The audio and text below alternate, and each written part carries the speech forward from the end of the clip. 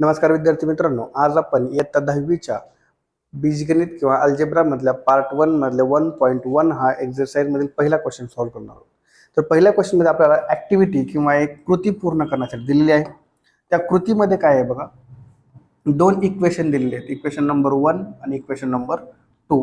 हे सोडवताना आपल्याला त्यांनी एक ऍक्टिव्हिटी टाइप आपल्याला क्वेश्चन दिलेला आहे आणि ते पूर्ण करा म्हणते, ऍक्टिव्हिटी कंप्लीट करा. हे पाहण्या अगोदर किंवा इक्वेशन सोडवण्या अगोदर तुम्हाला दोन गोष्टी मी सांगतो. कोणत्या दोन गोष्टी बघा, की कोणतेही समीकरण सोडवताना किंवा कोणतेही इक्वेशन सोडवताना काय करायचं आपल्याला बघा. पहिली गोष्ट तर त्यांचा कोइफिशियंट किंवा त्याला आपण सहगुणक म्हणतो. तर सहगुणक काय करून घ्यायचे आपल्याला, समान करून घ्यायचे. काय पाहिजे, कसे पाहिजेत, समान पाहिजे. समान दिले असतील तर काहीच अडचण नाही, पण नसतील तर आपल्याला समान करावं लागतील. ते कसे करायचे आपण पाहूयात. त्यानंतर कोएफिशियंट किंवा सहगुणक समान केल्यानंतर त्या समान सहगुणकाचे चिन्ह पाहायचे.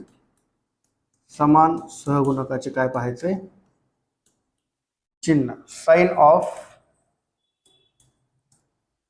इक्वल कोएफिशियंट्स.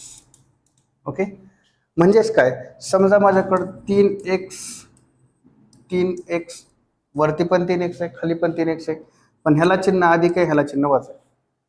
समजा दुसरं एक्झाम्पल आहे, इथं पण अधिक 3x आहे, इथं पण अधिक 3x आहे. मग जर दोन्हीकडे x x कशा आलेत आपल्याकडे, दोन्हीकडे x x कशा आहेत, समान सहगुणक सोबत आहेत, अधिक 3x वजा 3x. इथं पण 3x आहे. पण जर समीकरण सोडवायचं आपल्याला, कॅन्सल करायचं असेल तर लक्षात ठेवायचं एक नियम, जर समान चिन्ह असतील, कसले समान चिन्ह, तर करायची वजाबाकी. मग समान चिन्ह कसे, 3x म्हणजे इथं दोघांना प्लस दोघांना प्लस, किंवा असं असेल वजा 3x तरी पण काय करायची वजाबाकी. जेणेकरून काय होईल, ह्या वजामुळे हे वजा काय होईल, प्लस होईल, आणि दोन्ही मिळून काय होईल, उत्तर 0. इथं पण समान चिन्ह असल्यामुळे आपण काय करणार, वजाबाकी. अधिक आहे हे नाही लिहिलं तर चालतं, वजा केलं 3x वजा 3x काय येईल, 0. म्हणजे आपल्याला सहगुणकाचा चिन्ह, सहगुणकाचे चिन्ह समान करून घ्यायचे. नसतील, आहे असं ठेवायचे असेल तर हा नियम वापरायचा. कुठलं, समान चिन्ह दिलं असेल म्हणजे इक्वल साइन असेल, कसलं साइन पाहिजे, इक्वल साइन असेल तर काय करणार, सबट्रॅक्ट करणार. काय करणार, सबट्रॅक्ट. मग ह्याच्या उलट काय, जर अपोजिट साइन असेल म्हणजेच काय, विरुद्ध चिन्ह असेल, काय असेल, विरुद्ध चिन्ह, तर काय करणार आपण, बेरीज. म्हणजेच काय, समजा तुम्हाला असं एक्झाम्पल दिलं, 5y किंवा अधिक 5y आणि खाली आहे वजा 5y. यांना कॅन्सल करायचं आपल्याला. कॅन्सल करण्यासाठी आपल्याला काय करायचे, मग चिन्ह चेक केले, 5y चा सहगुणक 5 आहे, y चा सहगुणक 5 आहे, यांचे चिन्ह ह्याला प्लस आहे, याला मायनस आहे, म्हणजे यांची काय करायची आपल्याला, बेरीज. जर मी इथं बेरीज केली, अधिक 5y अधिक वजा वजा होणार, किंवा प्लस मायनस मायनस, आणि 5y मायनस 5y काय होईल, 0. म्हणजे आपल्याला पहिली गोष्ट काय करायचे, एकतर सहगुणक समान करून घ्यायचे. काय करायचे, सहगुणक समान पाहिजेत. सहगुणक समान झाल्यानंतर काय चेक करायचे, समान सहगुणकाचे चिन्ह. चिन्ह जर आपल्याकडे समजा दोघांना समान चिन्ह असेल तर त्यांची वजाबाकी करायची. जर विरुद्ध चिन्ह असेल किंवा त्याला अपोजिट साइन असेल तर काय करायचे, आपल्याला ऍडिशन करायचे. काय करायचे, ऍडिशन. हे जर तुम्ही रूल व्यवस्थित लक्षात ठेवला, अख्ख्या चॅप्टरमध्ये काहीच नाही. अख्खा चॅप्टर एकदम सोपा आहे. फक्त साइन किंवा चिन्हांचा इथं फक्त प्रश्न आहे, चिन्हांचं कन्फ्युजन होतं. बेसिक रूल लक्षात ठेवा, विरुद्ध चिन्ह बेरीज, समान चिन्ह वजाबाकी.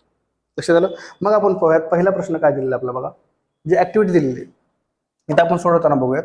सेमी मराठीमध्ये काही फरक नाही, फक्त दोन वाक्य वेगवेगळे आहेत, बाकी सगळे प्रश्न सेम. बघा आपण इथं प्रश्न सोडवताना पाहूयात. ते काय म्हणतात की 5x अधिक 3y बरोबर 9 आणि 2x वजा 3y बरोबर 12. इथं बघा मी अगोदर चेक करतो की ह्याचे जे कोइफिशियंट आहेत किंवा जे सहगुणक आहेत, ह्या x चा सहगुणक 5 आणि खाली x चा सहगुणक आहे 2, म्हणजे सहगुणक वेगळे आहेत. समान आपण करूयात, पण अगोदर y चे चेक करूयात. जर दोघांचेही समान नसतील तर आपण समान करूयात, पण बघूयात पुढे. ठीक आहे, मग x चा सहगुणक 5 आणि 2 आहे. नंतर चेक करूयात y चा. y चा जर सहगुणक चेक केला तर y चा सहगुणक वरती आहे 3, खाली आहे 3.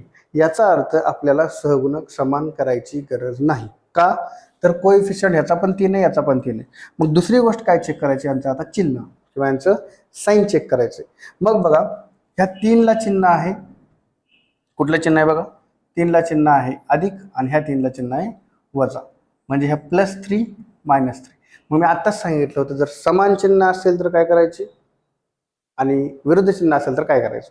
विरुद्ध चिन्ह असेल तर वजाबाकी करायची का बेरीज करायची, तर बेरीज करायची. मग बघा जर मी +3y -3y प्लस केलं म्हणजे काय केलं यांनी इथे बघा, दोघांची काय केली बेरीज. डायरेक्ट बेरीज करू का म्हटलंय ह्याचं रिझन माहित पाहिजे.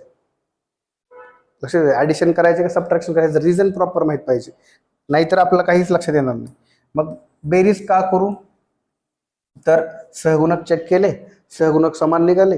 सहगुणक समान असल्यानंतर आम्ही चेक केले त्यांचे साईन कसे आहेत, साईन ऑपोजिट आहेत किंवा विरुद्ध आहेत, म्हणून आपण काय करतो त्यांची बेरीज. इथं जर दोघांना वजा वजा असलं असतं किंवा मायनस मायनस असलं असतं तर आम्ही इथं काय केलं असतं, वजाबाकी केले असते. एवढं लक्षात ठेवा, सगळा चप्पल सोपा आहे.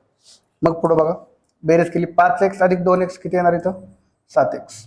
मग y कुठे गेलं तर कॅन्सल झालं का, तर हे +3y आणि हे -3y काय होणार कॅन्सल होणार, 0 येणार. मग ते नाही लिहिलं तरी चालतं. मग इथं 7x ऑलरेडी त्यांनी लिहून दिले मला, मी फक्त काय लिहिणार इथं 7 लिहिणार. ठीक आहे, 5x + 2 7x.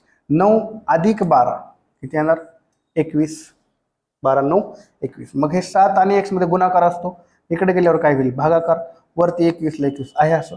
7 1 7 7 3 21 म्हणजे x ची किंमत किती आली 3. लक्षात आलं. त्यानंतर आता काय करणार, x ची किंमत ही जी 3 आहे तुम्ही समीकरण 1 मध्ये ठेवू शकता, 2 मध्ये ठेवू शकता, कुठेही ठेवू शकता. पण ऍक्टिव्हिटी मध्ये आहे, ऍक्टिव्हिटी मध्ये त्यांनी सांगितले 1 मध्ये ठेवूयात. मग put x = 3 in equation number 1. मग बघा जिथं जिथं x आहे तिथे मी काय ठेवणार 3, कारण का x ची किंमत किती आलेली आहे 3 आलेली. मग x च्या ठिकाणी 3 ठेवा. 5 × x म्हणजेच 5 × काय होईल इथं 3, म्हणजेच +3y = 9. मग 5 आता हे त्यांनी डायरेक्ट एक स्टेप वाढवून दिले, आपण इथे मी ही स्टेप वरती करून दाखवतो. 5 3 15 +3y = 9 बरोबर. मग हे +15 पलीकडे गेल्यानंतर काय होईल 9 - 15. ही स्टेप त्यांनी केलेली नाहीये, डायरेक्ट केलेली स्टेप तुमच्या लक्षात नाही येणार, म्हणून मी काय केलंय 5 3 15 +3y = 9. मग हे जी स्टेप आहे तुमची कुठे यायला पाहिजे, या स्टेपच्या खाली यायला पाहिजे. जर एक्झाम मध्ये आलं तर पण ही स्टेप लिहावी लागणार आहे. मग 9 - 15 नीट लक्ष द्या, 9 मधून 15 मायनस करायचे, 9 ला साईन आहे प्लस आणि ह्याला साईन आहे मायनस, म्हणून मोठ्या संख्येचं चिन्ह देऊन वजाबाकी करायची, उत्तर येईल -6 किंवा -6. 3 आणि y मध्ये मल्टिप्लिकेशन गुणाकार आहे, इकडे गेलं तर भागाकार होईल, -6 ला -6 ॲज इट इज. 3 1 3 3 2 6, पण चिन्ह काय आहे त्याला वजा आहे, म्हणून उत्तर काय येईल -2. मग इथं आन्सर काय येईल 3 - 2.